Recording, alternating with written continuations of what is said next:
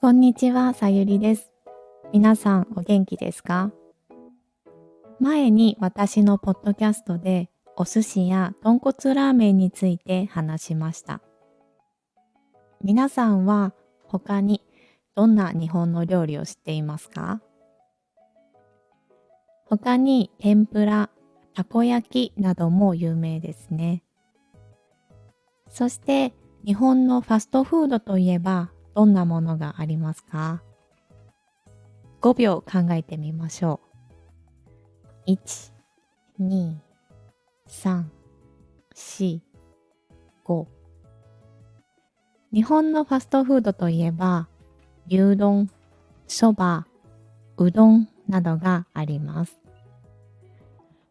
その中でも牛丼は外国から日本に旅行に来る方にとても人気だと思います。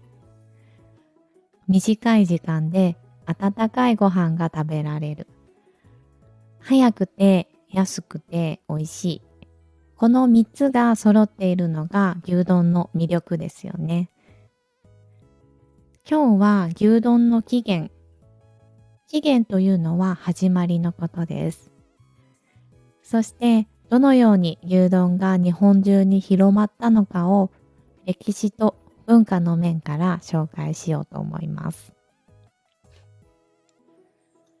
まず牛丼の歴史について話しましょう。牛丼はいつ、どこから始まったのでしょうか？牛丼は明治時代の食文化の変化と一緒に生まれた料理だとされています。明治時代は1868年から1912年の間の時代です。当時、日本では牛丼を食べる習慣が急に広がりました。実は1872年まで日本では肉食禁止令というものがありました。肉食というのは肉を食べること。禁止令というのはしてはいけませんというルールです。なので肉食禁止令というのは肉を食べてはいけませんというルールです。でも1872年に肉食禁止令が終わり、牛丼を食べる文化が広がりました。その時に東京で牛肉を味噌やネギと一緒に煮る料理、牛鍋が流行しました。そしてその牛鍋をご飯に乗せて食べるスタイルが生まれました。それは初めは牛飯と呼ばれていました。その後牛丼と呼ばれるようになりました。皆さんは吉野家という牛丼のお店を知っていますか？ 1899 年、東京の日本橋で吉野家が牛丼を売り始めました。そして1926年に築地に移転しました。築地というのは魚市場で有名な場所ですね。魚市場というのは魚の市場のことです。朝が早くて仕事も忙しい市場の人たちにとって早く安く食べられる牛丼はとても人気になりました。注文してからすぐ食べられる。なので牛丼はとても人気になりました。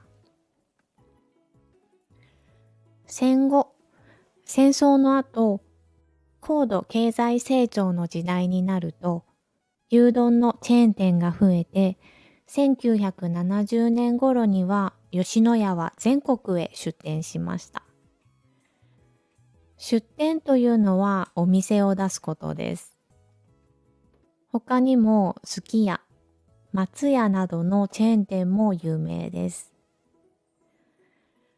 24時間営業するお店もあるので、通勤、通学の途中、ランチの短い時間、夜遅い時間、生活のリズムに合わせやすいことも牛丼の強みです。今では牛丼にチーズやキムチなどいろいろなトッピングができたり、牛丼以外のメニューもある牛丼チェーンは日本人の食卓を支える存在になっています。今日は牛丼の歴史やどうやって人気になったかについて話しました。皆さんは牛丼を食べたことがありますか？私は時々家で牛丼を作ります。牛肉と玉ねぎがあったらとても簡単に作ることができますよ。